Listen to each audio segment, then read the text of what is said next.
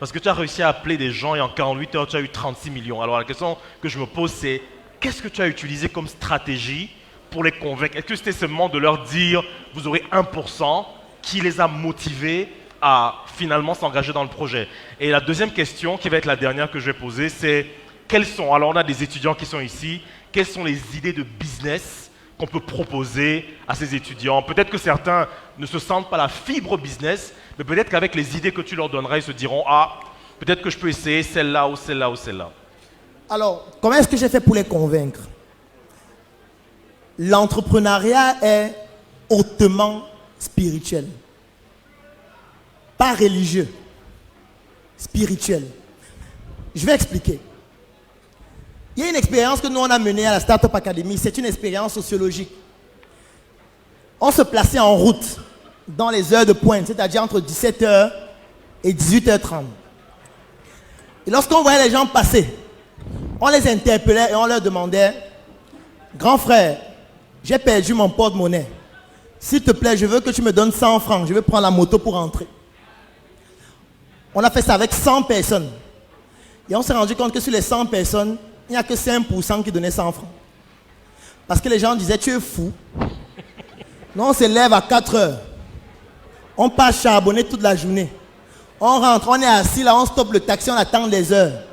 Toi, tu as tes deux mains, tes deux pieds. Tu dis que tu veux 100 francs. Marche, on va à pied. Les gens ne donnaient pas. Ensuite, on a changé la technique.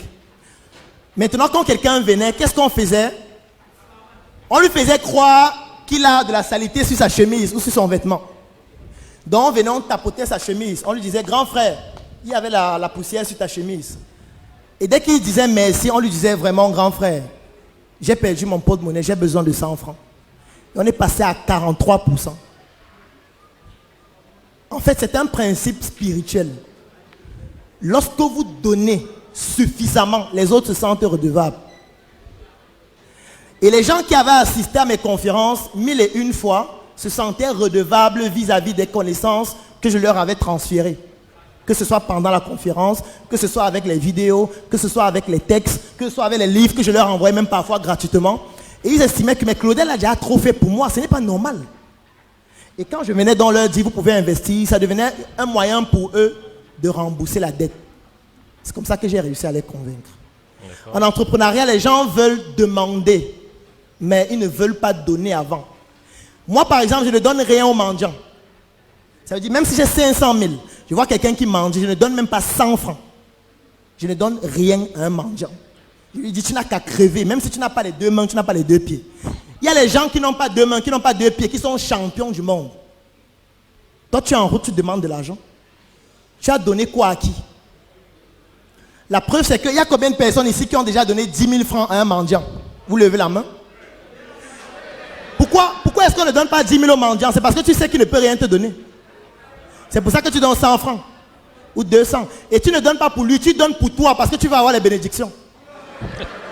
Donc en fait, tu ne donnes pas pour le mendiant, tu donnes pour toi. Pourquoi est-ce que tu le fais? C'est parce qu'il se comporte comme un mendiant. Et il passe son temps à demander. C'est pour ça que tu ne donnes pas beaucoup. Est-ce que tu as vu un mendiant se placer à quoi? Et dire non, vraiment, je suis mendiant depuis 20 ans. J'ai déjà beaucoup demandé. Et comme vous m'avez déjà beaucoup donné, aujourd'hui c'est moi qui donne. Voici un sac d'argent, venez prendre 1000 francs chacun. Tu as vu un mendiant faire ça? C'est pour ça que tu ne donnes pas beaucoup. Un principe spirituel en entrepreneuriat, c'est qu'il faut donner suffisamment avant de recevoir. Sauf qu'on a l'habitude de demander. C'est pour ça que je dis un entrepreneur ne demande pas. Si un mendiant vient me montrer cet éventail, je peux acheter pour 500 000 et je partage aux gens. Mais s'il vient, il tend la main, je ne donne rien. Et je lui dis que tu n'as qu'à crever. Et si tu crèves, la vie sera meilleure qu'avant. Donc ne pense pas que quand tu vas mourir, la vie va changer. Non. Quand tu meurs, on va pleurer pour un temps. Après, on va mieux vivre qu'avant. Donc c'est pour ça que souvent, il y a des entrepreneurs ou des personnes qui font de la gratuité, c'est-à-dire vont offrir gratuitement un service. Bon, on va dire que c'est quoi? C'est peut-être un appât, dans une certaine mesure. C'est un appât pour... Enfin, ils donnent pour recevoir ensuite. Bon, la question que je vais poser, est-ce que l'événement aussi est payant? Non, il n'est pas du tout payant, non. Est-ce que Facebook est payant? Non. Est-ce que WhatsApp est payant? Non plus. Posez-vous la question, pourquoi ils offrent d'abord? Pourquoi ils donnent d'abord? Vous pensez que les ingénieurs mangent quoi? Leurs serveurs qui sont partout à c'est tout. Quand on vient au campus, on fait cours de 7h à 18h. Ça veut dire qu'on va forcément manger un moment. C'est un problème. Vous pouvez donc proposer une solution. Les chips, les croquettes.